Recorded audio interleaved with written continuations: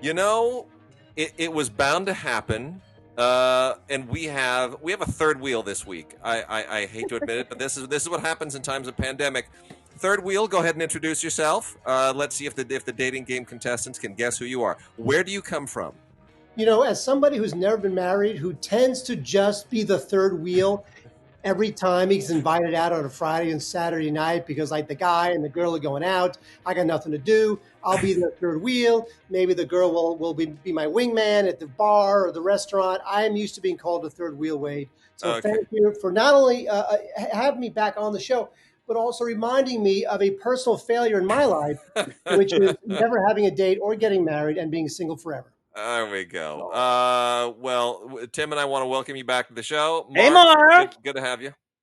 Oh, it's great to be back. It is great to be back. And by the way, folks, you can't see this, but we are recording on Zencastr, but we can all see each other on Skype. It's either a miracle of modern technology or it's Frankenstein. So Wade, I can see, seems to be in his garage. Yeah. And Tim, you seem to be in your home. Just in the studio, baby, in Marengo house. Okay. So anyway, you know, I wanted to start the show off by reading. You know, there was a thing that happened this last week. There was a rumor, and then about 48 hours later, the rumor was confirmed, which is that Disney, and they can always change their minds on this. We know how they change their minds, but Disney is going to no longer release 4K UHD Blu-rays of its catalog titles, its live-action catalog titles, which means Alien, The Sound of Music, all that Fox stuff, as well as likely old classic Disney stuff like 20,000 Leagues Under the Sea and The Swiss Family Robinson. None of that will ever see a 4K release. And so this is a very disappointing thing. A lot of people feel like Disney's trying to use their weight to crush 4K and force people onto streaming. And there was a really great post on the Facebook page from longtime listener Daniel Sibner, who said, and I want to read his entire post because I think it just sums up what we're all feeling, and then we'll have a little discussion about it. He says, here's what really bugs me. The decline in physical media sales has really been based on the idea that more people are turning to digital, but digital wasn't something that the public adopted naturally like they ever did with physical media. Studios slowly declined to want to manufacture physical media in order to skimp on cost and distribution. Special features started dwindling years ago during the almost 10-year mark of Blu-ray. Been to a Best Buy or Target or any other retail store within the last few years? The shelves are never stocked, organized, or maintained in any way. There's been an active push to get rid of physical media, despite the fact that people still come in looking for it. The public has from the get-go been fed a false bill of goods, being convinced that digital is the better way to go, thinking that digital is some sort of permanent ownership, which it's not. How many collectors have had friends or family members make the argument, but it's all online, it's all on Netflix, it looks just as good while streaming? This was not a conclusion they came to on their own. Businesses led them to believe that was the fact, stating things like, there are over 100,000 blah, blah, blah number of movies on their services, when you honestly can't find anything most of the time. It never looks as good as when being played from a physical disc, not nighttime scenes, hello. It's never true 4K because whose bandwidth is that good? And no, it's not all online. And even if there are a lot of movies on any service, any one service, they all eventually get yanked because of licensing deals. The public never abandoned or lost interest in physical media because they decided to do so on their own. Like companies like Disney pushed the idea because it meant they didn't have to be the bad guy when they stopped putting in the effort. People would believe they were getting just as much, if not more, with streaming. And the biggest hypocrisy? The Disney Movie Club, holding specific titles hostage under an exclusive distribution plan that requires collectors to spend more and more money. Anyone else remember Columbia House? Why have such a specific exclusive setup for physical media if deep down you don't see the profit in it? If anything, I hope Disney becomes quite frivolous with sharing their distribution licenses, both theirs and the Fox titles, with the top boutique companies. I'd much rather Criterion or Arrow or Kino Lorber or Olive or Shout put out their catalog titles. More special features, and probably because they don't have all of the other stuff to worry about. Much better remasters. Apologies for the rant, but collecting physical media is one of the few things that brings me joy in this messed up world at the moment, as I know it brings all of you joy as well. It's annoying when our hobby is threatened to become extinct or at least throttled in some major way, simply because of what the mass audiences blindly choose to do. Okay, I need a drink. Thank you for allowing me to vent. Long live physical media. And thank you, Daniel Sibner, because that just perfectly crystallized all of my thoughts as well. Tim, Mark, weigh in. Go, Mark. Well, I think it's interesting that he makes a lot of amazing points that I completely agree with. And what's interesting is that you have a guy who all of us are the same. All we want to do is spend our own money to buy these products that they made that we love, but they're saying, nah, we don't want you to do that. It's almost like it's almost a personal rejection of what you're trying to accomplish. Would you spend your own hard-earned money because you love them so much, you want to put them in your home and own them forever, but they're saying, nah, we reject that. We're slapping you down. And the thing is that it's ultimately all about control. You know, if you buy the disc, you bought it once, and you could have 50 people come over to your home and watch it, and they all watch it for basically free because you just bought it once. But if it's in digital, you've got to pay your $10 a month for Disney Plus or for whatever it might be. They feel like they can control it more and monetize it better if it's under their roof. And that the idea that we have it, we bought it once, we own it forever, just scares them because it's not monetizable once it's in my house. Yeah, Tim? that ongoing income stream. That's what they want. I'm going to make you pay for Aladdin forever. And every other title in the library. That's what the dynamic is all about, so far as the company is concerned. And then there are we who are stuff people. I'm a stuff person. I like my stuff. I have actual albums, which are coming back, by the way. So the notion that everything should go on to the cloud or wherever it is, no, that's a bad thing. I want my stuff. I want it in the best possible condition, and I want it now. And see, I always, because I am fundamentally fatalistic and because I come from the church of George Miller, I know that there will be a Mad Max future in which there will be no more cloud. There will be no more streaming. There will just be me out in the middle of the Australian outback with a bunch of, half-naked zombies bicycling to provide power. And that's the only way I'll be able to watch my movies. I will need my physical media at that point in time. Because that, again, when the zombies are bicycling to provide power, that's the only way I can watch a movie. But will you be drinking your own urine? Will you be like Waterworld, where he urinates and then he pedals and it turns into drinkable water? Will you be doing that, Wade? And you know what? And honestly, will you enjoy it? Because I think you would. I probably would. Yeah, I probably would. I'm sure I would. A little squirt of Mio, fruit punch Mio, you're good to go.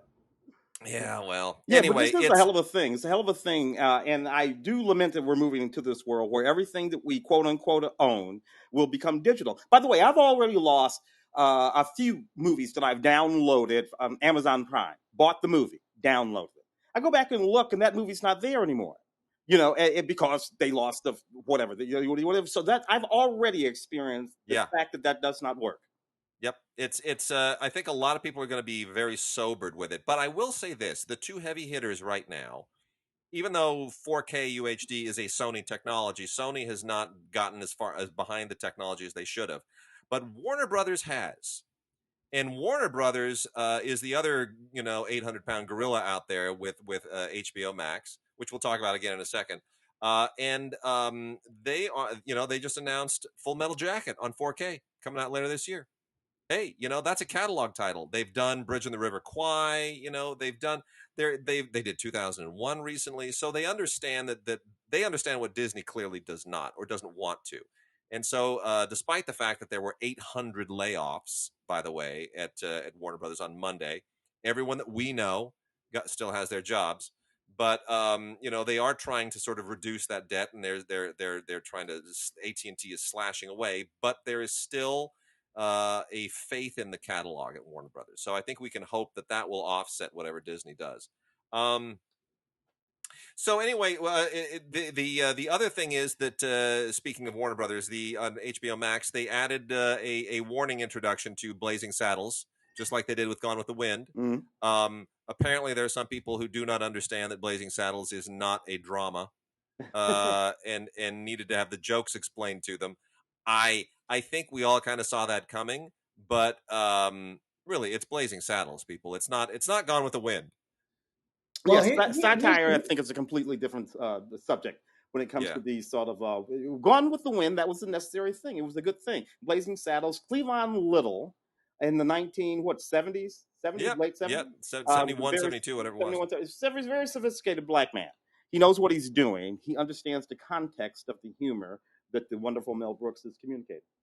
Yeah, well, I mean, and as Robert Downey Jr. has talked about with respect to Tropic Thunder, the whole point of those jokes is to underline how wrong the stuff is that they're making fun of. Yeah.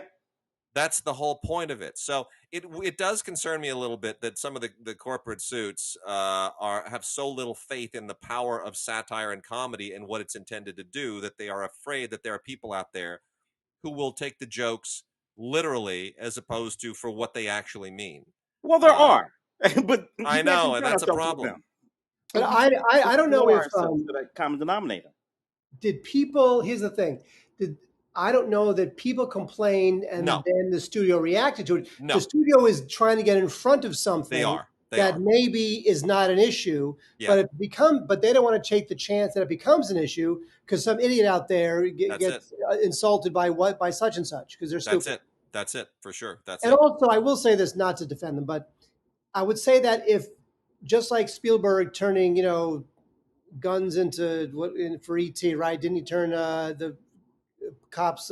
He CGI'd their guns and turned them into flowers or clubs or something like that. Plowshares, swords into plowshares. No, remember in ET there was a big thing where ET was re-released. Now you're making me Skype it.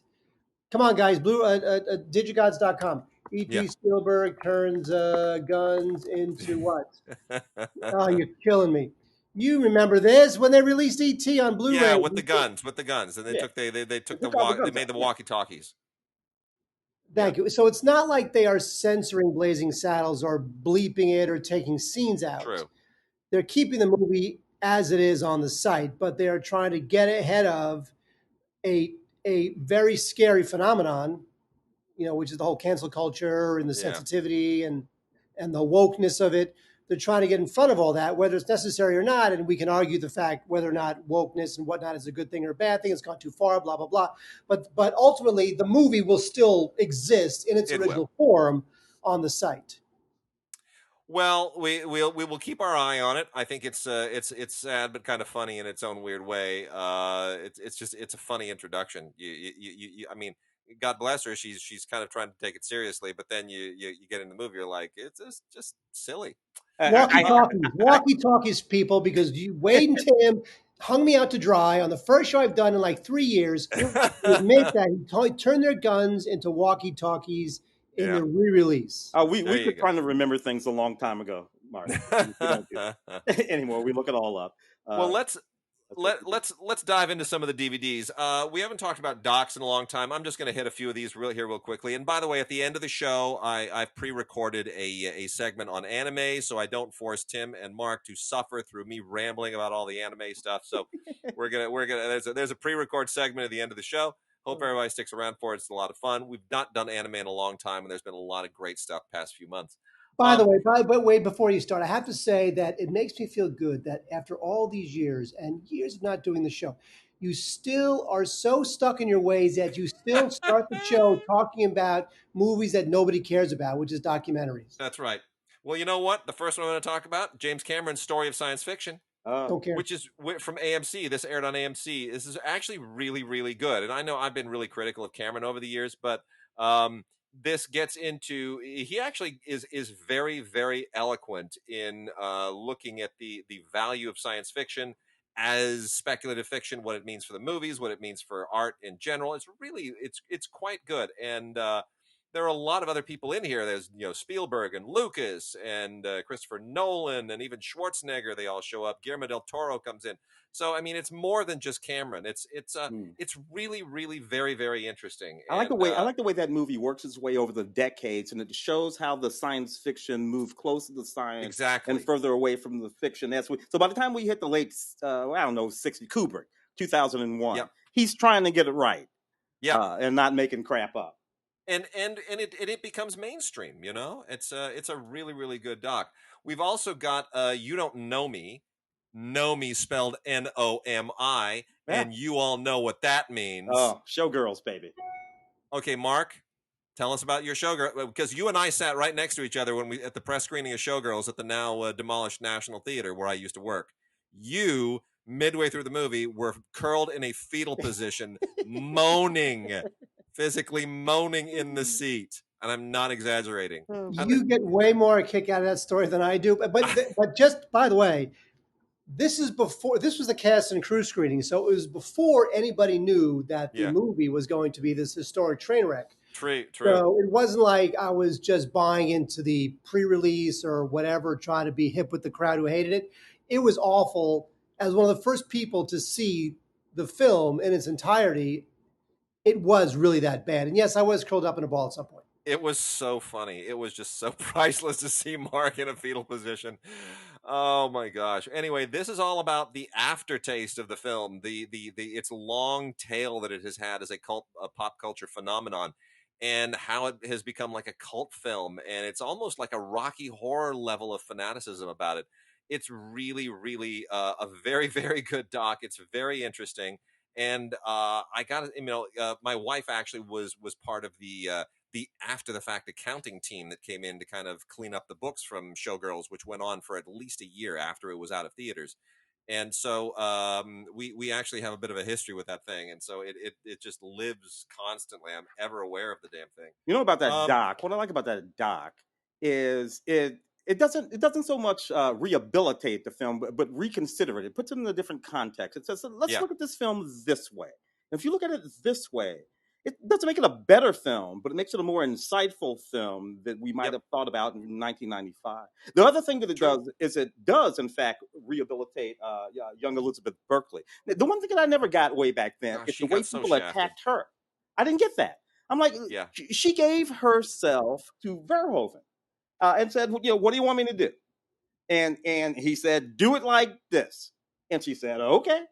And did it that way. And we kick her in the face for 25 years? I don't get that. That was kind of vicious. The poor girl had only done Saved by the Bell, the worst sitcom in history, and a 3-camera television sitcom. And Paul Verhoeven, A-list director, says, I would like for you to be in my big feature film written by Joe Esterhaas. How is she supposed to say no to that? Yeah. I mean, seriously.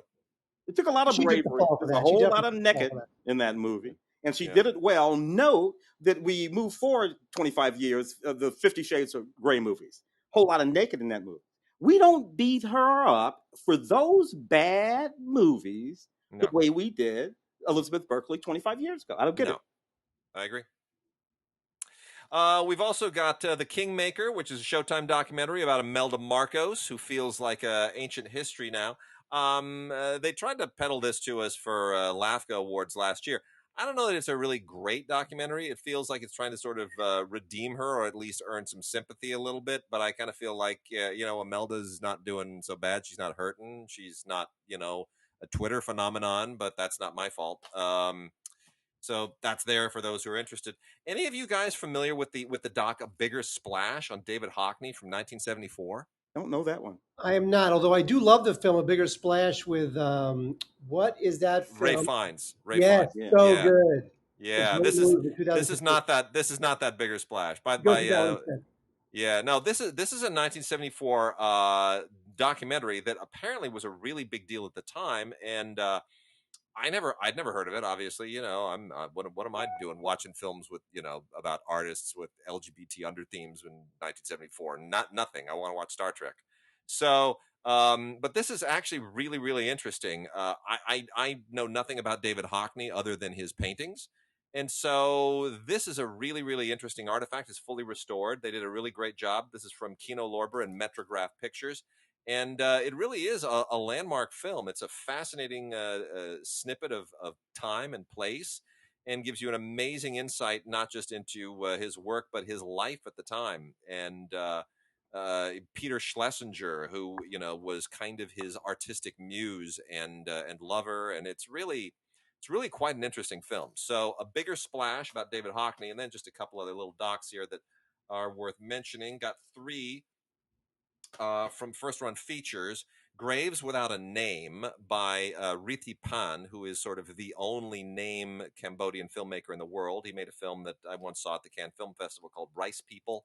He has since moved away from narratives and primarily now makes documentaries about Cambodian history and the Khmer Rouge and the killing fields. And they are all amazing and powerful, and it's a real document about his country and their painful, bloody history. So this one is called Graves Without a Name, and it goes along with all of Riti Pan's other recent documentaries about the last 5, 6, 8, 10 years. And in this case, this is, again, the Khmer Rouge era, and specifically looking at a beginning with the exploration with a 13-year-old child whose family was killed. It's really, really quite a devastating film, made 2 years ago in 2018.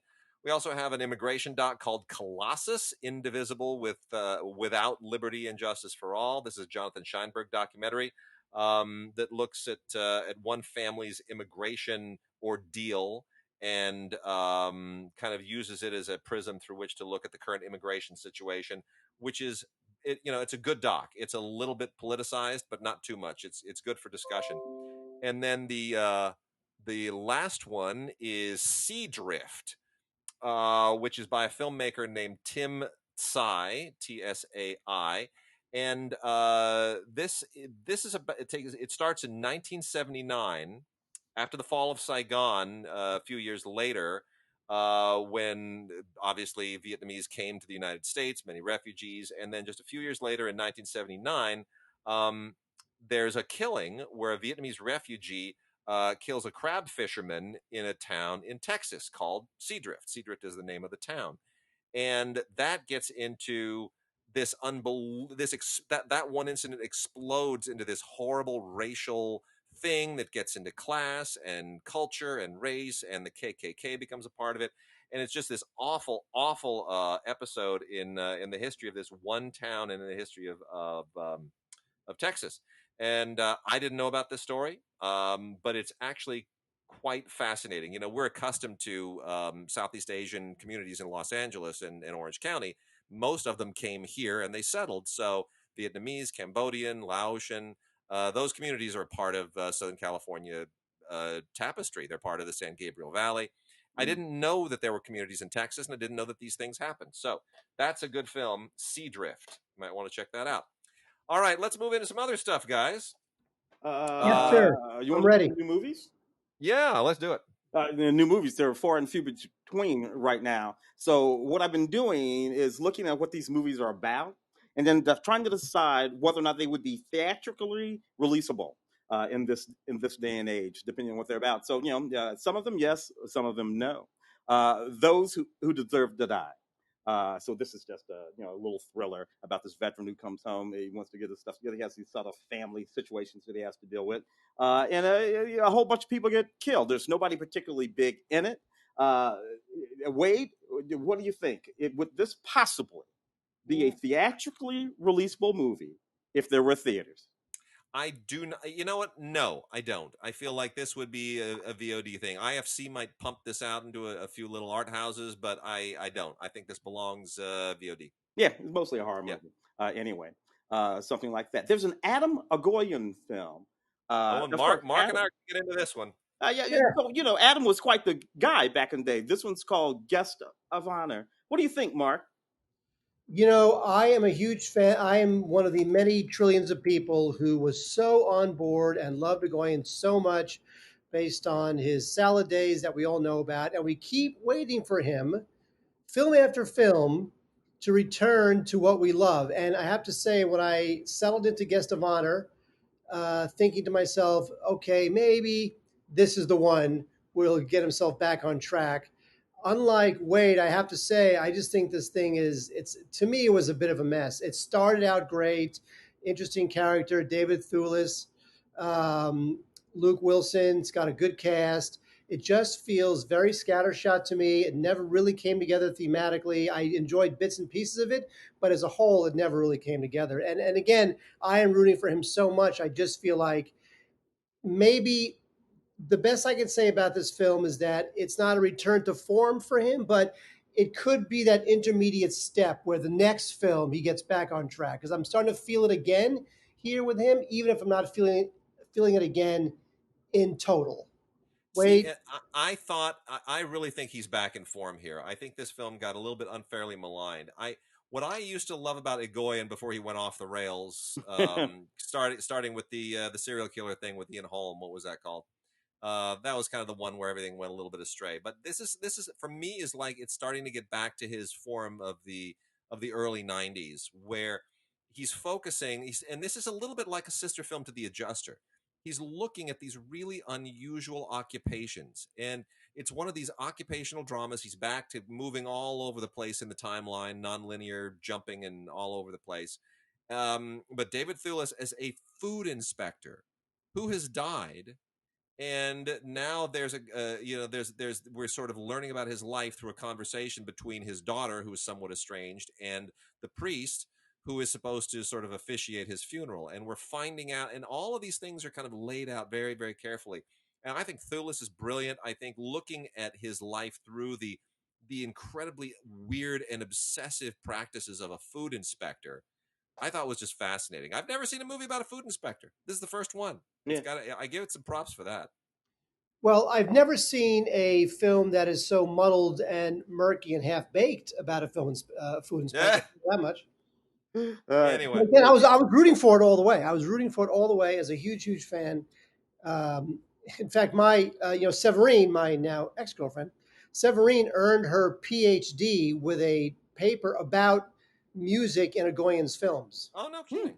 Oh, that's That was how interesting. she earned her PhD. Isn't that crazy? Well, there were some amazing films. The Sweet Hereafter, all those wonderful films from the like early, mid, late '90s. By the time you get to the early 2000s or so, I'm kind of done with Adam Egoyan. I did like Chloe and Adoration, though. I think those were in the middle 2000s. Yeah, Well, yeah, yeah. Ararat was the one that should have been like this knockout That should have punch been it. personal story, right? And Ararat, it has moments. It has moments of power when he's going through like the airport scanner. Remember the scene where he's going through the airport scanner and they're looking at his luggage? It should have been that movie should have been a knockout. It should have been such a personal, powerful statement, and it just wasn't. Do we agree that Rock Bottom was What Lies Beneath? That was horrible. Interesting. Yeah, that's the one I was looking at right here. Yeah. Oh, it's such a dreadful film. We also got a film this week, Automation. Either of you seen Automation? That's the one about the killer robot. That's the one. Oh yeah. You know what? This is actually a really, really fun film. This is on Blu-ray from Epic. It is a low-budget sci-fi film, but it's not that low budget. Like there's some investment in special effects and whatnot, and it's meant to be kind of funny. This is kind of like they've been trying to peddle it like Office Space meets RoboCop. It's got more going on. There's more stuff happening here, but it definitely has the RoboCop element. This is like it's a really interesting satire on workplace automation and people being replaced by robots. And in this case, there's this business that has this robot, and he's just kind of a service drone, and he walks around. It's a guy in a suit. It's a guy in a really weird looking robot suit. Walks around, and everybody loves the robot. And now they're going to automate, and they're going to let people go. But you know who else they're letting go? They're going to let the robot go because he's a prototype, and they got a better model. And they picked on the wrong robot because he's not just a prototype drone at a business. This robot has a military history. So, of course, all hell breaks loose in the end. Very, very funny in all the ways that it needs to be, without losing sight of the fact that what it's really doing is trying to get us to talk about what it means to replace workers and whether or not it's worth it for the automation and the cheapness and the efficiency that we get out of it. Interesting discussion. And they wrapped it up, I think, in a really, really smart little film. So that is Automation. It's worth checking out. Tim, other new movies. Deathstroke, the animation series. Deathstroke is out of the DC universe. Am I correct? Wade, you would know. Yes, that is. Yes, Deathstroke. It's a. In fact, they were talking about Deathstroke being a Batman villain in some future Batman film. Yeah. Michael Chiklis is doing the voice here in a fairly brutal hack and slash that I think appears on the CW Seed or nothing like that. What do we got here? The entire what? This is a movie. This is a specific animated movie called Knights and Dragons, the movie, And there's only one little featurette on it as far as an extra. You know what? I'm not huge on the whole Deathstroke thing. They're trying to go into a darker direction, it seems, with a lot of these things. This is a Blu-ray DVD combo with a Movies Anywhere code on it. I don't know if going really super dark and villain oriented is the right direction for the DC universe. It's kind of Look, like Suicide Squad, right? Yeah. look, you know It's the what same problem thing. with these DC animated films are? They never look as good as the cover art. You look at the cover art and you're True. like, this is gonna be badass. And then you look at the movie and it was written by like some 8-year-old with a crayon. It's just not good. Like, why can't they make the movie look as good as it's all CGI anyway? I know. Just okay. You know what? You know what video game has great? Oh, I'm gonna forget it now. You know what? You guys are killing me. What is the what is okay, stop, don't stop the recording. What is the DC video game where everybody looks really super real? The It's like DC video game. is Holly Hobby. Injustice. Oh, Okay. interesting. Okay. It's called Injustice. There's a series of them, a series of DC video games called Injustice. I believe it's a video game, and the characters look so real. They look way more real than any of these stupid Deathstroke movies. That's what they should be doing. It looks Well, you badass. you you call them up. You tell them. You tell Look, them, let me Mark. tell you something. Let me tell you something. I recently got a new addition to the family. It is a 65-inch 4K Sony Bravia television. Good for you. And so it was given me for free. It's for the super low price of free. And so I reconnected my PlayStation 4, which of course, because I was living overseas for a couple of years, I didn't do any of that stuff.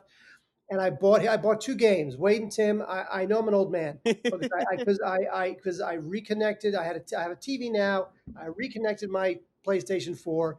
I bought Red Dead Redemption 2, Oh my Grand God. Theft Auto 5, and a baseball game. And see, I thought you were going to say Ms. Pac-Man. You've disappointed me yet again. That's just, you need Red better Dead taste. Redemption 2. And we got one more new film here, The Wretched. Tim, do you know who the Pierce brothers are? Ooh. Have you heard of these Yeah, guys? well, I covered this film for Film Week, so I know them to the extent that I did that. I tell you what, this is a fairly decent little movie, well acted. It's a young boy, his parents are getting divorced, he's dealing with all that. There's this kid next door. He sort of builds a little relationship with this kid disappears. Nobody seems to understand that there, A, was a kid next door, or B, that he's disappeared, including the mother of that kid. Turns out there's a witch and a whole bunch of stuff involved. It's really a sort of neat little horror thriller that I dug a little bit. Way to go, Mr. Pierce Brothers. Yeah, all right. And by the way, but before we continue, I have to say that when you said Pierce Brothers, Pierce Brothers is a very famous mortuary in Westwood here in Los Angeles. Yeah.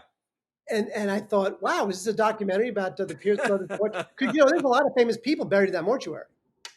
Yeah. Walter That's where we Matthau, had my father's funeral. Really? Roy Orbison, Betty Page. Yeah. There's a lot of people buried in the Pierce Brothers mortuary. George True. C. Scott. Oh yeah, Ray Stark. So let's hit some Criterion right now. Actually, I'm going to mention a couple of Flicker Alleys first because there's a couple of great titles from Flicker Alley. Marilyn Monroe, by the way, Wade. Marilyn Monroe buried at the Pierce Brothers. Really? Not and in Jack Hollywood Lemmon. forever. And Jack Lemmon. Or also Forest Lawn. buried I in was Pierce thinking Brothers. Forest Lawn. No, Westwood. Right Pierce near where you used to live, Tim. Right over there. Wow. Yeah. In the black community, of course, there was always the Inglewood Cemetery, where my parents are buried. So it's just a really sort of interesting thing. Very famous people buried there. By the way, hip hop guys.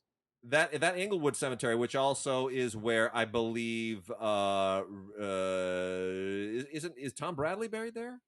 Yes, definitely. I think he might be, Definitely. and I think Ray Charles is there as well. Yeah. There are a lot of old movie stars from the 30s, I think, who are also there. My parents are there, and that big splashy new complex that used to be the sports arena is going up right next door. Exactly. Yeah. So it's going to be all gentrified and whatnot. Flicker Alley's got a couple of really interesting titles. One is from Nicholas Winding Refn got behind presenting this. This is Spring Night, Summer Night. Kind of an unusual thing for Flicker Alley because it's not a silent film. It's from 1967. It's not a silent era movie. It's a 1967 movie. And it really kind of a a fascinating artifact that I was not familiar with.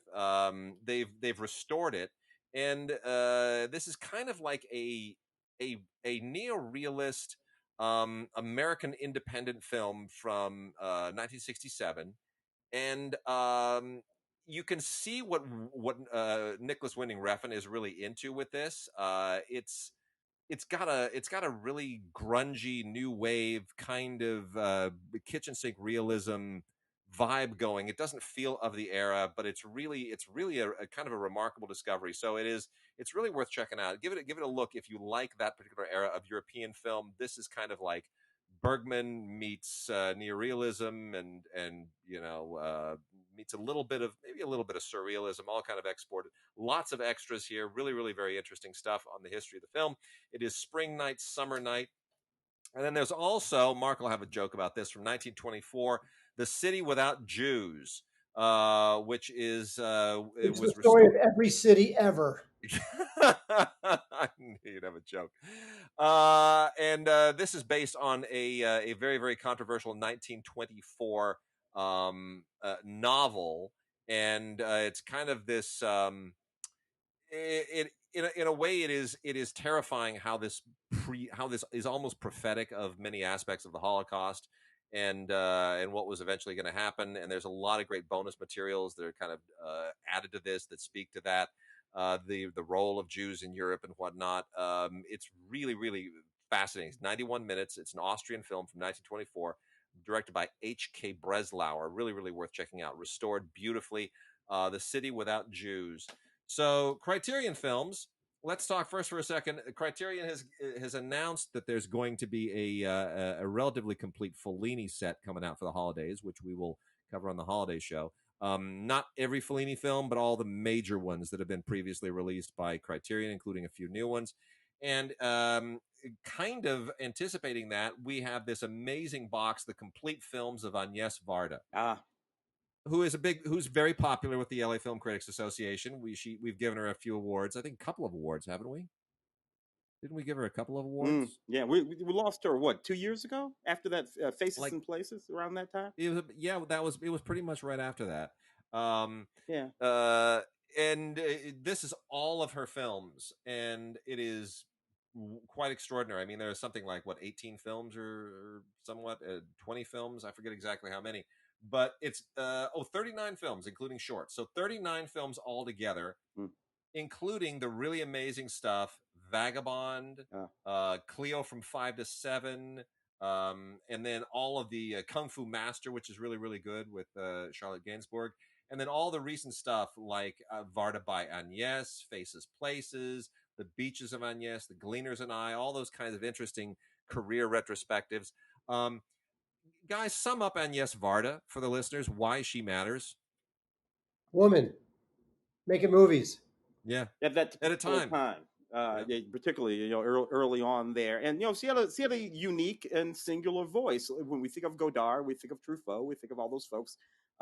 We think about what they do. You can do the same thing with Agnes. She has a style of filmmaking, and it's seminal. Well, she also took a lot from her life, in terms of the movies, especially the documentaries, right?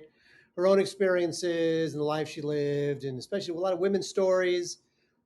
I think that for that time, that was very unique and a needed voice, especially in the French New Wave, which was really mostly notable for women in front of the camera, not behind the camera. And Agnes also looked beyond herself, even beyond just France. I mean, a film like Black Panthers, 1968, 50 years ago, to engage in that culture that's not her culture and halfway across the world.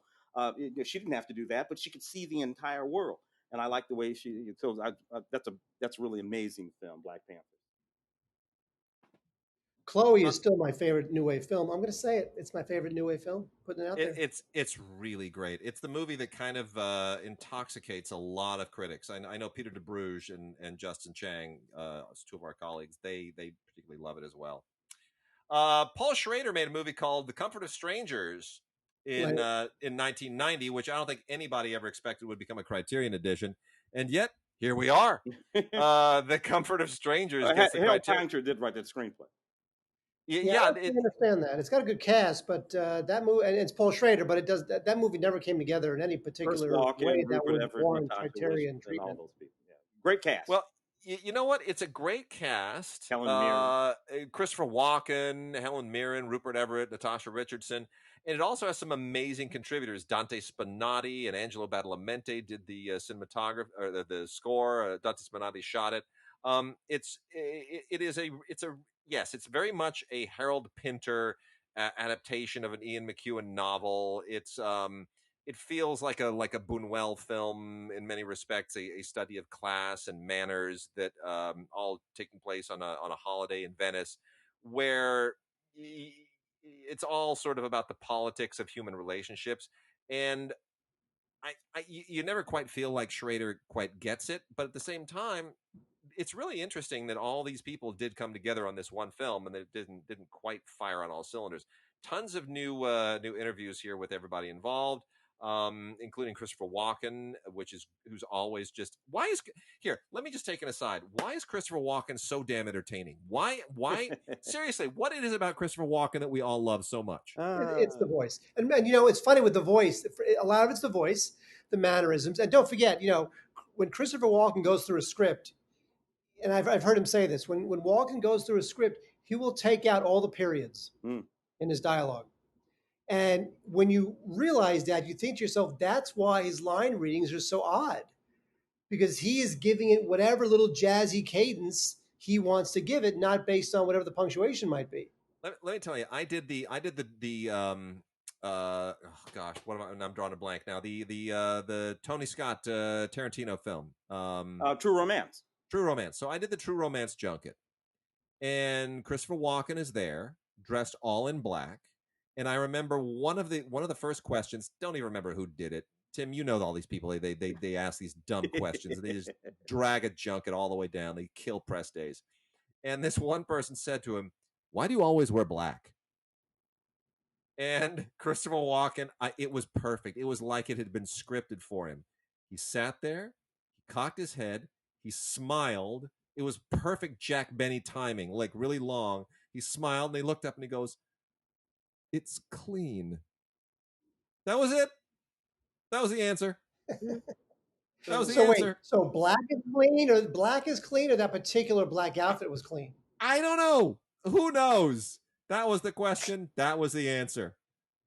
And then we carried on. It sucked all the air out of the room for about 15 minutes, but there it was.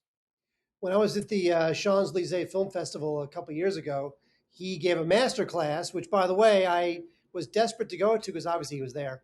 I was desperate to go to, but I had to go see the James Franco new wave homage, The Pretenders, I think it was called. But he was there, and he's looking a little older. He's definitely turned the corner, which is very sad. But the great thing about him and other folks like, Alec Baldwin, whatever, they're just priceless. They can show up in a scene for 4 seconds, and somehow they just light a fire in that scene just by the fact that they're just there. They're just so awesome. So Christopher Walken, I don't care if you're just doing cameos, sitting in a wheelchair, and reading one line of dialogue. As long as you're there, I'm happy. So we also have a Criterion release called Town Bloody Hall. Oh, yeah. I remember that.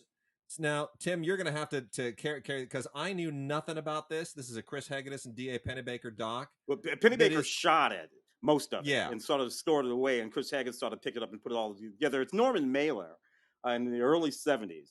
Engaged in this, I guess you would call it a dialogue with a whole bunch of feminists and other intellectual women, Germaine Greer, Diane Trilling, all of these people who were heavy hitters at the time. And Norman Mailer, of course, a famously macho-istic, writer. He's just north of Hemingway or south, depending on your point of view. And of course, he gets into it, and it's a really interesting, mostly fight. that things happen. It's not really a discussion at all. There's a lot of intellectual heft being brought from both sides, but Norman Mailer gets a little snotty and nasty and mean sometimes, and the girls give it back. Gosh. They give as good as they get. It's really quite fascinating. So I guess the original there was more than 3 hours of footage, which Pennebaker shot and Hegedus cut down. Is that the drill? Yeah. Well, anyway, it's About 10 years apart, because the stuff was in the, I want to say the early 70s. yeah, But 71, okay. 1971. Yeah, and he did it in the late 70s or 79. Yeah, something like that. Yeah. Well, anyway, there is an audio commentary that was done in 2004 with Chris Hagedis and Jermaine Greer. And there's footage from a 2004 celebration of the film as well, which brought all the participants back together, except obviously for Norman Mailer, but Dia Pennebaker and certainly the women. Anyway, it's quite good. And then the last criterion is the long-awaited Volker Schlondorf Blu-ray of The Lost Honor of Katharina Blum, directed by Volker Schlondorf and Margareta von Trotta, which is sort of one of the seminal new German cinema films. It's from 1975. Not exactly my favorite new German cinema film. I'm not exactly keen on a lot of it, except for Fassbender. But it is very typical of those films. Very typical of what they say about society, about German politics of the era. Terrorism and a lot of the instability of post-war German society. Really, especially filtered through kind of a quasi-feminist lens. That's where you really get von Trotta's influence in it. Primarily a Schlondorf film at the time, but von Trotta's career really shined after this as well. So, Young Jürgen Prochnow in that film. Yeah, so good. Not a lot by way of special features. There's just an interview from 2002 with both Schlondorf and von Trotta, and then an interview from the same year with Jost Vacano, the cinematographer, who of course would do things like Das Boot as well, or did Das Boot in about a decade earlier, before 2002, but obviously after 1975. So anyway, there is that. I want to make mention, you guys, you all know about Andy Sidaris, right? Oh, you know who he is. Yeah. And Andy Sidaris is one of those guys who writes, directs, produces, acts in about 50 movies a year that all basically are the same thing. Him looking cool, surrounded by half-naked women, all of them with guns, shooting people. These movies sell like hotcakes to foreign territories at the American film market. They are all basically the same. And there are tons of them coming out now from Mill Creek. They're really a riot. They're a hoot. Mill Creek has a bunch of these. They've got Fit to Kill. They have Hard Hunted. You get all these puns in the titles. They have The Dallas Connection, Day of the Warrior, and lastly, Return to Savage Beach, which has a great tagline: "The big guns are back." And then, of course, 3 women wearing no brasiers in t-shirts and tank tops with guns. Andy Sidaris understands his audience. Yeah. I don't know that I need to actually outline the plot of any of these, because really they're all the same: scantily clad women and Andy Sidaris with guns shooting people. Well, it's kind of what you're buying. I remember being attracted only by the titles. Like like in the late 80s, when I heard that there was a movie called Hard Ticket to Hawaii, I don't even know what it was about, but it just seemed really like pre-Baywatch, sexy, cheesy, maybe it's cool kind of thing. And then after that, he did a film called Picasso Trigger, which I never saw, but I remember thinking, God, Picasso Trigger, I don't know what that means, but it sounds cool. Sweet. Oh my goodness. And he rarely had anybody in these movies that I would ever recognize. It was these were very low budget, very cheesy, beach films and adventure films that were just a bunch of no-name actors in them. But he definitely had a thing. I don't know that he really deserves any sort of reevaluation. But God love him. He knows it. He knows where his bread is buttered, and he bakes it well. I made money reviewing those movies for 10 cents a word in the early 90s. So, go away. He put money in my pocket. I love him. We've got a 25th anniversary steelbook of Clueless with Alicia Silverstone, written and directed by Amy Heckerling. Basically, a modern day adaptation of Emma. How's this film aged 25 years on, guys? It's funny. Come on, get with the program. And to me, it doesn't suffer from some of the problems of the films that came along, say, a decade early. Some of those John Hughes films that looked at those relationships between boys and girls, and the girls. We've talked about some reevaluation of some of those films. This one doesn't do that. It's a few years later. The director is Amy Heckler, a lady. Yeah. And so it's a cute, funny, sexy little film with the girls and the bosses. Well, this was produced by Scott Rudin, who's been. It kills me that he's been around that long. Here's the thing that occurs to me watching this film. Paul Rudd is a vampire. I'm kidding. I kid you not. Paul Rudd looks the same in this movie as he does in Ant-Man. Yeah. As he does in the Avengers. What's the secret? He looks younger than Tom Cruise. Yeah. Tom Cruise has aged more. It is bizarre. But, sometimes when you watch films like Clueless, even if the behavior of the kids sound kind of the same and some of the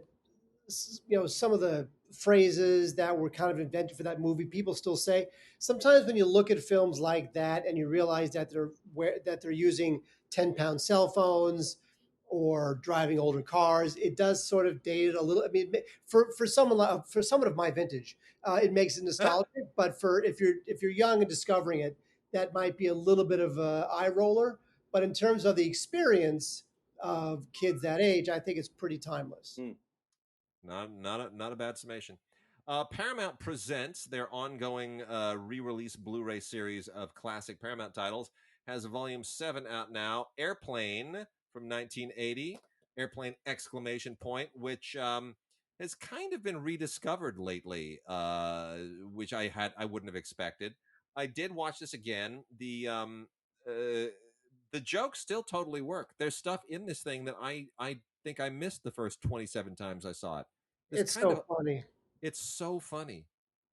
And so many of the lines feel like they need to come back into the vernacular. Things like, boy, did I pick the wrong day to stop sniffing glue, and all that Lloyd Bridges stuff is still so damn hilarious. It's amazing how funny he became, Lloyd Bridges, later in his career. From this, that run on Seinfeld, from being the sea hunt guy, he was the sexy sea hunt guy. By the time he gets to the back of his career, he's kicking Jerry Seinfeld's ass in those. It's go time.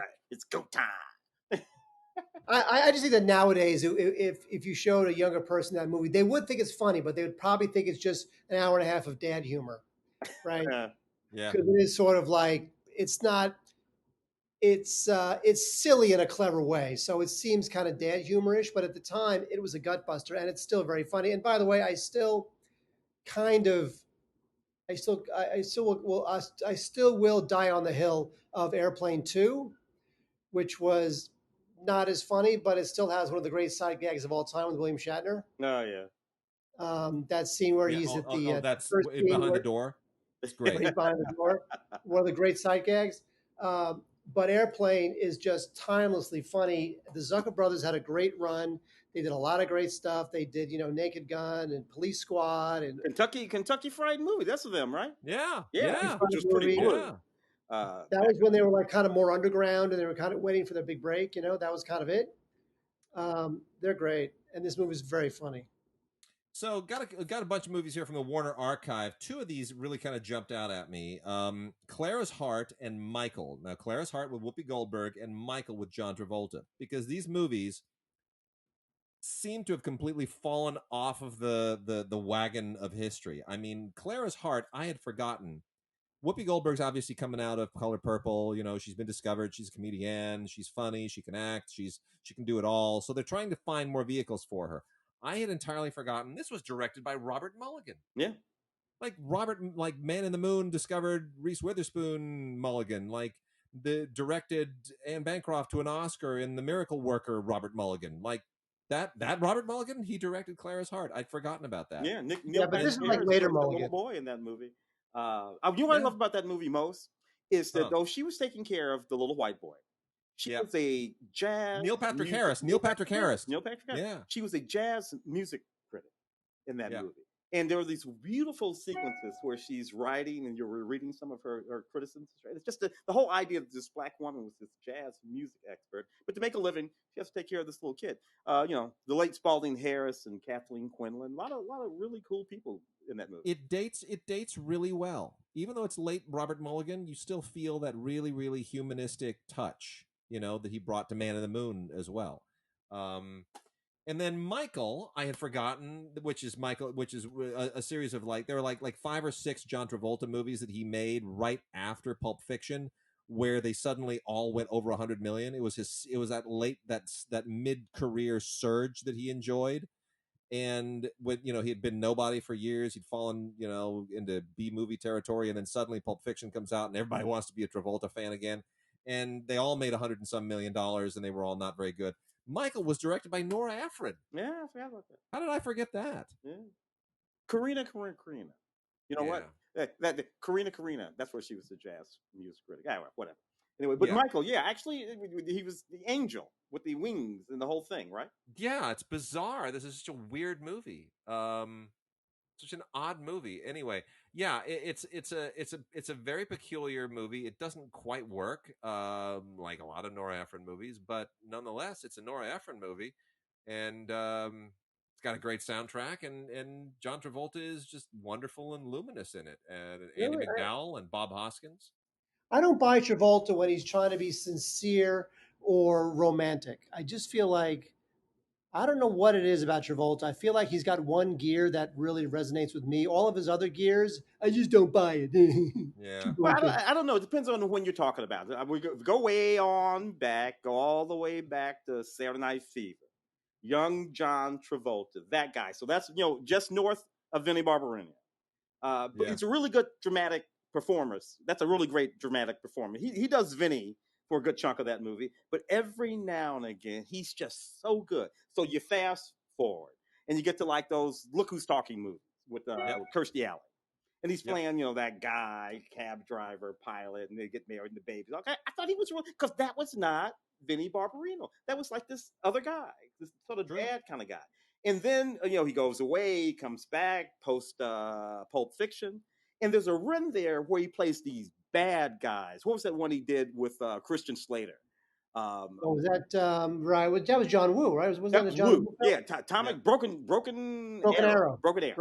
And he has this run of really good bad guys to be played. And then he goes sideways with Battlefield Earth, and it's all gone after that. Well, who else doesn't age? Friggin' Jennifer Lopez. Yeah. Selena. She looks the same now as she did in Selena. Yeah. No, she doesn't. Let me tell you something. I bet you, and I've said this about other people before, I bet if like Jennifer Lopez came to you like, in a bikini with no makeup on, you'd be like, God damn, you're 50. I got to tell you. Oh, you're 50. Nah, not her. For one thing, she gets snagged a lot. Selena. Now I know it's with good lighting and an excellent cinematographer, but she gets snagged a lot. What was the one? The Hustlers? That little thing at the top of Hustlers? This last year. Fun. The guy who, I hate to say this, but this is such a droppy thing, but the guy who does my hair, it's hard to believe that I actually have a guy who does my hair. He's the same guy I've been going to for 20 years because I'm so lazy. I don't want to find anybody else. Plus, he always has funny stories. He does Jennifer Lopez's hair. Yeah. Uh-huh. And so he he tells stories about her and what a wonderful person she is. Oh boy. But he does say that she really tries, man. She works out constantly. She works it as best she can. She knows she's got about 7.5 minutes left until she turns the corner, which is the fate of all humans. So it's okay. But she is gifted in that way, and she works at it really hard in order to extend her shelf life in those sexy movies. But she really has not felt the need to play the mom yet. Well, good for her. So that's Selena, also from a Warner Archive collection. There's a documentary on here about Selena, which is important because it obviously contextualizes it. And then there's a featurette about the making of Selena. So 10 years after the fact, I still think it's a sharp little Gregory Nava movie. I'm glad he did it. Yeah. And then we've got Pride and Prejudice, a very early version of Pride and Prejudice. Starring Laurence Olivier and Greer Garson. Not really. It doesn't date terribly well. It feels like an early Hollywood, 1940s era adaptation of it. It's exactly what you would expect. It's very, very kind of Hollywood glossed up. Clearly was shot in studios and sound stages, but you know what? It's a nice little artifact. It's Greer Garson and Laurence Olivier. You can't exactly dismiss them. So many versions of that movie, of that story. So many, and I prefer the most recent one, obviously. There's also John Steinbeck's Cannery Row, which was done into a Deborah Winger Nick Nolte movie. We talked about Deborah Winger last week and the fact that her performance on Wonder Woman as Drusilla was absolutely the highlight of her career. Nonetheless, she's perfectly fine in this David S. Ward written and directed movie. Cannery Row was kind of a thing in 1982, wasn't it? I like that movie. Yeah. I remember the movie. I liked it. It's good. Yeah, Nick Nolte kind of in his prime. Deborah Winger really getting up on things. 3 movies I want to talk about here right now, which you will both laugh at, and I obviously can't go into any greater detail as to why they are why we're laughing. But the first one, well, 2 of them are Mickey Rooney and Judy Garland movies. One is Girl Crazy, the other is Strike Up the Band. Girl Crazy was directed by Norman Turog. Has a lot of great Gershwin music in it, produced by Arthur Freed for his unit at MGM. And Strike Up the Band, directed by Tim Busby. Busby Berkeley. Yep. Busby Berkeley. Strike Up the Band. And then the other one features Busby Berkeley numbers. It is $1 Million Mermaid with Esther Williams, one of the big splashy movies that sort of gave us synchronized swimming with some amazing Busby Berkeley choreographed stuff in it. These are absolutely lovely transfers. Wonderful, wonderful transfers. I want to say $1 Million Mermaid's colors, they will pop on Blu-ray like I've never seen. Forget about HDR. I know HDR and 4K is supposed to be sort of the state of the art. I cannot believe how beautiful this looks. I cannot believe what an amazing job they did. It's really, really, really just incredibly pristine. It features all kinds of fun stuff in it, including a classic cartoon, The Wise Little Quacker. Har, har, har. And then there's an audio-only bonus radio show that includes Esther Williams and Walter Pidgeon. And then Girl Crazy is not exactly the best of the Judy Garland, Mickey Rooney films. It's cute, it's clever. They're kind of doing the same shtick they've done before, but Strike Up the Band, the Busby Berkeley one, is absolutely fantastic. Was Busby a co-director or something director? Girl Crazy too? He was involved in Girl Crazy, and that's a whole different story that we don't actually have time to try to get into. There's drama there involved as well. But Strike Up the Band is really, it's one of the films. He worked first at Warner Brothers, or before that, obviously he did with Sam Goldwyn. But Warner Brothers is where he made a lot of the most famous films. Then migrated to MGM. He eventually went back to Warner Brothers, but this is one of the films he made at MGM, and he started with the Rooney and the Garland films. And they were a thing because of they hadn't done any musical films yet, but then he came over and made their movies musical, and Strike Up the Band is one of those. And they're great. I mean, you forget what an amazing talent Mickey Rooney was. Mickey Rooney is one of the most talented people in the history of movies. We think of him, obviously, as the guy who does that horrible Japanese impersonation in Breakfast at Tiffany's. Right. In Breakfast at Tiffany's, and then who became kind of a strange, creepy old guy. And, Dana Carvey makes fun of him on SNL. I was the biggest star in the world. But Mickey Rooney was, as a kid, unbelievably talented on a level that is almost incomprehensible. He could dance, he could sing, he could play piano, he played drums. Man, did he play drums. Yeah. I mean, he beats those skins like nobody's business in some of those movies. Mickey Rooney at age 19 is like the complete package. It's really kind of astonishing. And he stayed famous his entire life. He did what? He stayed famous his entire life. He does. That's true. Yes. His acting career even rejuvenates in the time of television. One of the best Twilight Zones, I guess it is a Mickey Rooney Twilight Zone. I think it's called Big. You're right. It's just a wonderful, wonderful. So, you hung around the whole damn time. Good on you, Mickey. And then the last 2 Warner Archive titles here. One, I'm going to go through this fairly quickly. This is kind of a standard Warner Brothers programmer, Romance on the High Seas, with Jack Carson, Janice Page, Don Fiore, and Doris Day. And frankly, this is just kind of a Doris Day vehicle, and it's really kind of like an early version of The Love Boat. It's got some Busby Berkeley stuff in it. Busby Berkeley did the numbers in this one. Not one of his more memorable films. It's the only The Epstein brothers wrote it, but they're kind of phoning it in a little bit. Izzy Diamond, longtime Billy Wilder collaborator, came in and did some additional dialogue. But it's basically it's a fun, lovely Michael Curtiz directed um, uh, Love Boat episode, decades before Love Boat. That's basically what it is. And it's perfectly fine. It really kind of tells you what they were positioning Doris Day to be. She was supposed to be, the girl next door, the very chaste girl next door who wasn't a sex pot. She was just really sweet and lovable, and they wanted to kind of carve her out a place that was different from all the femme fatales of the era, and she did it beautifully. The last one, talk about this for a second, Alfred Hitchcock's Dial M for Murder, 3D.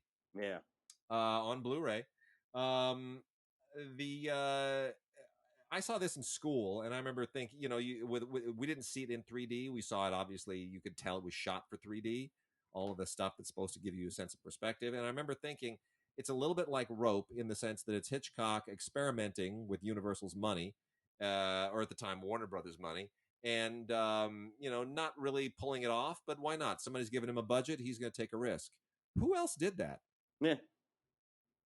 Who else took risks like that with other people's money? In 1954. Yeah. I don't know. It's pretty neat movie, I think. Ray Milland, Grace Kelly. I like that score. Dmitry Tiomkin. Yeah. As opposed to, but I remember that. It was pretty good. You know what? I bet, even though it's considered not top shelf Hitchcock, I bet if this movie was directed by anybody else, you would think it's amazing. Probably true. But because it's Hitchcock and knowing who he is, don't forget, like, Hitchcock was like a name brand director back when that didn't even really exist. He was a name. He was a recognizable face. He had a show where he would appear and he would cameo in his movies. He was a name brand director in a way that we now are used to with the Tarantinos and the JJs and the whatever.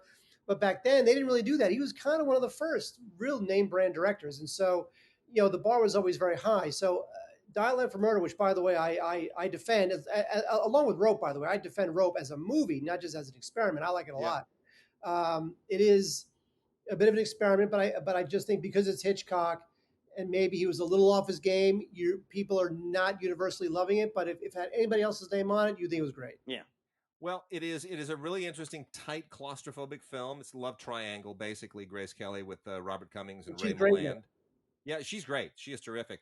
And and to their credit, Warner Archives said, you know what? It was done in 3D. We know that 3D televisions are no longer being produced, that it was a flash in the pan, but they mastered this for 3D television. So anybody who still has a 3D television, a Blu-ray 3D television, this may be one of the very last actual 3D Blu-rays that you're going to get for it. Probably the last catalog title for it. So kudos to the people at Warner Archive. They did a great job on all of this stuff. Really, really fun stuff. And so glad to see them exploiting the Busby Berkeley catalog.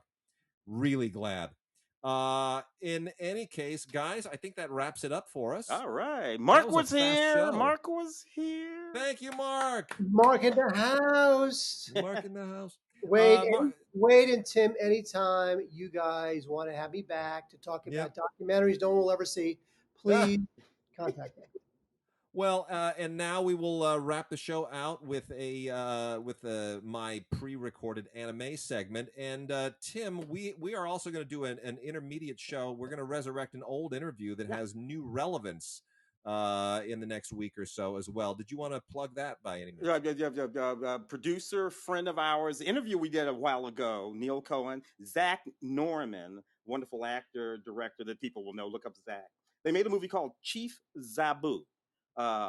In 1986, and it took them about 35 years to reconstruct that movie, find it, and release it. And it's now streaming every place. It's so funny, and it is just so a part of the contemporary zeitgeist of the day. Let's just say Trump and things like that play a part. Very, very funny. So we'll reprise that interview and talk about that movie a little bit. We will do that in the next week or so. So in the meantime, everybody stay safe, be well, and here is my pre-recorded segment on anime to close out the show. We have not talked about anime for a number of months, and that's just been one of the casualties of the fulfillment issues that we have been facing. But a lot of this is slowly normalizing. So for anime fans, we've put together a little segment here. I've spent the last few days going through a lot of the anime that we've received, and there's a lot of great stuff here. An anime for given how what breadth it has, what a diversity of content, and how long some of these seasons run. If you are getting bored during quarantine and lockdown and getting tired of no new product out there, and you are an animation fan or especially an anime fan, there are binge watching opportunities galore with all of this. I want to start off with a couple of a lot of the Funimation stuff, some of the standalone, really great Funimation titles that have gone on forever. And there are entire universes here that just never ever seem to end, and they just give their writers and their artists endless opportunities for creativity. One of them is One Piece, the pirate fantasy adventure, which is now in season 10. This is season 10, Voyage 1. This is not on Blu-ray. This is only on DVD. But it continues to be really imaginative and really, really enjoyable. This has special features, uncut and unedited. These are episodes 575 to 587 on two different DVDs, and it's loaded with lots of really, really fun stuff. Somehow, after 10 seasons, they are still able to maintain the enjoyment factor. Similarly long is Fairy Tale, and this is a Blu-ray and DVD combo set of the final season of Fairy Tale, which has just been endless. This is volume 23 overall, if you've been keeping up with this. And it is more of the same. It's probably less inventive and imaginative than One Piece overall, but it's not designed to. It doesn't skew quite as young as One Piece, and this takes the Fairy Tale Guild into all kinds of new areas for their very, very last adventure. And there's no reason to sort of go into any of the details. If you've watched this from the beginning, then you know exactly what to expect. What is particularly interesting is a new one to me, Bungo Stray Dogs. And Bungo Stray Dogs is basically a combination of noir and supernatural adventure. It's like noir detective meets supernatural adventure. It's really very clever. It's beautifully drawn, really incredibly well drawn, and very imaginatively conceived. This entire world. I mean, the costumes and the backgrounds and the colors and a lot of the other stuff they do. It's very interesting. This is now in season 3. Always a villain in there. It reminds me a little. There's a little bit of kind of a steampunky quality, Wild West to it. If you're familiar with that show, but boy, it's really, really interesting, and it grabs you. Even if you're not fully caught up on the first 2 seasons, you'll thoroughly enjoy it. And if you do buy season 3 on Blu-ray and DVD, you might want to also invest in the Blu-ray DVD combo set Bungo Stray Dogs Dead Apple, which is like a prequel to season 3. It's a movie, it's a feature, and it leads into season 3. So it gives you a much more expansive storyline. Very, very interesting. Really, really cool is Million Arthur, the complete series. Million Arthur is one of those feminist adventure sagas that is centered kind of around the Arthurian legend of Excalibur. And it takes the whole idea into a completely new area, which is interesting. It's more about the sword than it is any of the Arthurian legend stuff that is centered around it. But it does all go back to England, and it sort of tries to reinvent it in an anime way that is pretty cool. And it goes in places you wouldn't expect it to. So it shows that there's a lot of life left in the Arthurian legends. Some of the best artwork I have yet seen in any anime over the last 15, 20 years is Fairy Gone. Fairy Gone, spelled just like it sounds. This is the beginning of it, season 1, part 1. And this is from, if you'd ever seen Cells at Work, this is the same director as all that. And this is about people, former government soldiers, who are able to summon fairies to do their bidding for them. It's really, really cool. and it all takes place in kind of a post-apocalyptic fantasy alternate future and alternate environment. And the idea is also that it is possible to be an unlicensed um, summoner of fairies and to do so illicitly and against the government. That's kind of an adaptation of the old issue of weapons under the shoguns in Japan. So they've adapted that idea to this kind of cool post-apocalyptic fantasy environment. It's really, really beautiful, and I cannot wait to see where this goes. You are going to want to watch all 12 episodes of this. This is just a brand new anime saga. It doesn't require a great deal of getting up to speed. It's beautifully done in every conceivable way. Kind of cute is The Ones Within, which is a complete series. Kind of skews young. This is all oriented toward the obsession of gaming and streaming with young kids, presumably young kids, especially in Japan, and gets into the whole Ready Player One kind of thing, where you live in the game or you're transported into a game. We can go back as far as Tron to talk about that. It's really just kind of wish fulfillment, digital youth kid wish fulfillment stuff. No, not for all tastes, but if you have really really young kids, it might play to them. Also, kind of oriented toward young girls is Mix Meisei Story Part Two. If you caught Part One, it's more of the same. 12 episodes here. One of them with a commentary. It's it's high school stuff. It's basically a sequel to a 1985 manga about baseball that was called Touch, and it's high school baseball championship and politics and everything else. It is what it is. It's a very particular genre, and it's only for certain acquired taste. Black Clover, which feels like it's been around forever. This is season two, part five. And again, more of the same basically here. It's the Wizard King and all of the palace and political intrigue that centers around him and his team of knights. And it is feudal, and it is medieval, and it is anime, and it's kind of fantastic, and it's otherwise pretty much like all the rest of that stuff that you've ever seen. We also have a parts one and two of A Girl Who Chants Love at the Bound of This World. I don't know where they come up with these titles, but that's it. YU-NO, subtitled A Girl Who Chants Love at the Bound of This World. This is parts one and two. Some will obviously remember this as a game. This was a digital adventure game from the mid '90s, basically about someone looking for their parents between alternate dimensions. Kind of definitely a fantasy adventure, youth wish fulfillment. Lots of interesting twists and turns. Does get a little bit confusing at times, but otherwise extremely well done. So that might be worth a look if that's your vibe. We've also got Dumbbell.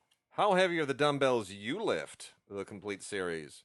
Again, based on a manga and kind of routine youth comedy stuff. This is about a a girl who can't stop eating, so she joins a gym and enter the athletic competition. We've obviously this stuff goes for baseball and basketball and swimming, and they have all kinds of sort of athletic oriented stuff. This is one of the funnier ones. It's not really about athletic competition. It's sort of again youth teen politics, but it's cute and intermittently funny. Complete series of Copcraft. This is again also noir influenced and very interesting. This is not based on a manga, but actually a light novel, and it takes place in kind of a mystical, magical alternate world that has a connection to the Earth. There's like this existential link between the two of them. And so you get all kinds of magical creatures that come from the other world to the Earth and back and forth. We now have this kind of stargate between the two, and that means that you get crime going between the two. And so now there's a whole new noir element to detective work and to police work between the two worlds. Very interesting idea, very well executed. A lot of really, really great artwork. Complete series. Don't know why it didn't last longer, but here it is in one fantastic Blu-ray set. Copcraft, the complete series. We also have the rather spectacular complete series of Kochoki, which is basically a mythical feudal coming of age story of a young warlord heir and his brother and their team as they fight for what is rightfully theirs. All very nicely done. Obviously not for all tastes, but it's good. And then we wrapping out the Funimation stuff. We'll start with a complete series of Demon Lord Retry, which may or may not be the complete series because of the way that it ends, which is actually kind of amusing. So there very could well be, might well be spin-off series and other things. But in any case, Demon Lord Retry is a more kind of adventure oriented to gaming and people who love gaming and trying to bring that add an extra dimension to all of that adventure. This thing has quite a following on manga, and it's kind of I guess a big deal. If you know all of the other incarnations and permutations of it, it probably makes a lot more sense. But as strictly judging from the anime show, you really kind of have to be a gamer. You really got to kind of be into gaming and immersing yourself in those worlds generally to really really appreciate it. Legend of the Galactic Heroes, season 2 is I had to go back and revisit season 1 to kind of fill in some of the blanks. It's pretty narratively dense. And it does require, obviously, keeping track of a lot of characters and a lot of politics. This is all Galactic Empire stuff. This is kind of in the same vein as Star Blazers and a lot of the subsequent shows that deal with kind of Star Wars-ish intergalactic empires and galactic wars and so forth. It's all of that same kind of politics, Free Planets Alliance, and all of the things that go on between them. Again, if you don't have season 1, it's going to take some time to get up to speed here. So I would recommend that you not sort of pick this up with season 2. You would start with season 1. We've talked about Strike Witches before. We have the complete series of Strike Witches now in a single Blu-ray set. Skew's pretty young, but adults can watch it too. You can certainly enjoy it with your kids. There's some fun stuff and some cute comedy that goes on. The artwork is fine. Really, but it's even Skew's younger, I think, even than the Pokemon set. Ensemble stars, more fantastic teen politics with this private school that teaches young boys how to become pop stars. It's one of the silliest ideas I've ever seen, but somehow it manages to be kind of funny and entertaining, and I'm sure it's a huge hit among Japanese kids, and it'll probably take off here as well. I'm sure this is a hit in Korea too, where boy bands are all the rage. They're a little bit less the rage in the United States now, but I'm sure there's still enough fuel for that fire. And that's basically it. It's like all the sports competition and the young showbiz competition shows, except it's oriented toward young pop stars. Kind of in the anime vein, from Well-Go is this wonderful movie called A Dog's Courage, which just came out recently and got no theatrical exposure, obviously, given our pandemic moment. But good on Well-Go for picking this up and bringing it out.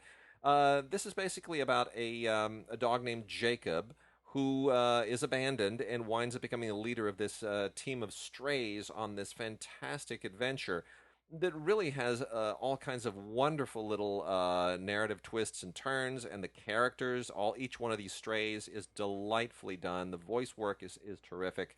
It's really worth checking out. This is Korean animation, so we should point out it's not Japanese animation; it's Korean animation, but it kind of belongs to the overall anime umbrella. That's the audience that it is targeting, and it does so beautifully. Korean animation obviously is not a new thing. A lot of the early work for shows like The Simpsons and a lot of other stuff in the United States was done by Korean animators. So there is a very strong and long and proud tradition of animation in Korea, and when they do their own animation, it is equally impressive.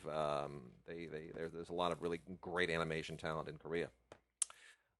Also, some from Shout Factory, who keeps giving us all kinds of really great anime courtesy of G Kids. I got a couple things here. Ride Your Wave is just so beautiful. This is from the legendary director Masaki Yuasa, and it includes wonderful extras, all kinds of storyboards, and there's an interview with one of the producers who is Korean. Again, we should point out. And the story here is about uh, a surfer, basically, a college student who loves surfing and who has this wonderful romance while living in a small seaside town where he has just moved. And then something horrible happens, and something magical happens. And I'll give you nothing beyond that, but it winds up going from what seems like just sort of an ordinary coming of age teen adventure into something mystical and magical and existential and philosophical. And that, of course, opens up all kinds of artistic opportunities, which are amazing, just absolutely amazing. I could almost see this being equally great as a live action film, but it isn't for now. It's Ride Your Wave. It is an absolutely beautiful work of anime from the great director Masaki Yuasa. Also from Shout Factory is Promare. Now, Promare was the top anime feature theatrically in 2019. Shout Factory and G Kids want to make sure you understand that, and they've released this both in a regular Blu-ray DVD combo set with a couple of short film prequels and interviews and all kinds of interesting little extras, which is plenty for most people. And if you're really hardcore, you're going to want to get the bigger, heftier, limited collector's edition, which is enormous. And it has all of the other stuff, plus the CD soundtrack, a 52-page booklet, the original script translated into English, a poster, and a decal sticker, if that's meaningful for anybody. It's a pretty big deal. So for hardcore anime fans, this is really a big thing. This is basically another epic journey in the Joseph Campbell mode, as you find very frequently in anime, which represents kind of the second stage of this epic war between two different mutant tribes. Many decades after it began, the Burnish are the bad guys here, and they invaded the Earth, and they're pretty scary, and obviously lots of great artwork opportunities in there as well. Anyway, and the messianic figure here is Leo Fotia, who leads Mad Burnish, which is the anyway. I won't get into the politics of it, but it's very interesting. It's extremely artistic and well conceived, and it's worth checking out. It's Promare in both a regular edition and a collector's edition, a limited collector's edition that's loaded with stuff, including a 52-page booklet. The third G Kids and Shout Factory title here is a kind of a famous one. Satoshi Kon, one of the all-time great gods of the Japanese anime pantheon, made a one of the more popular anime films of the last 20 years with Tokyo Godfathers. And that is now out in an absolutely beautiful Blu-ray and DVD collection, a single set, Blu-ray DVD combo set, with a brand new 4K based transfer. Now it's Blu-ray, not a 4K, but it's taken from a 4K scan of the original elements. A new English dub, brand new, beautifully done, great voice work, as well as Satoshi Kon's short film. There's a short film here, a making of featurette on it, a sound mixing featurette, and then kind of a behind the scenes featurette that's a little bit different from the making of featurette. And lots of other stuff. Anyway, Tokyo Godfathers, absolutely terrific, beautiful film. Probably not for all tastes, but it's funny and it's touching, and it goes in places you don't necessarily expect it to go. It's a really very timely story that follows three homeless people in Tokyo who find a baby girl in a garbage dump on Christmas Eve. It's a little bit of Three Men and a Baby. It's a little bit of The Fisher King. It's a little bit of It's a Wonderful Life. It's all sort of all of those things wrapped together, and it goes in places you just don't expect it to go. It's really a very, very beautiful film. Again, it has the behind the scenes and making of featurettes, an interview as well with the actress Shakina Naifak, and a terrific introduction from the deputy director of film for the Japan Society in New York City. So, Tokyo Godfathers from G Kids and Shout Factory is wonderful. Just a few more here. We also have from the terrific people at Sunrise and Right Stuff another Gundam entry. Again, Gundam is maybe the most expansive universe ever created for film or television, including anything with Marvel, anything to do with Star Wars, anything to do with Star Trek. Nothing remotely approaches Gundam. This is after war Gundam X.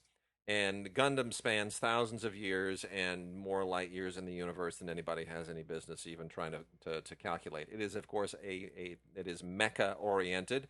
It belongs to the mecha subgenre of anime. And this takes place in what is kind of an alternate timeline to the Gundam universe.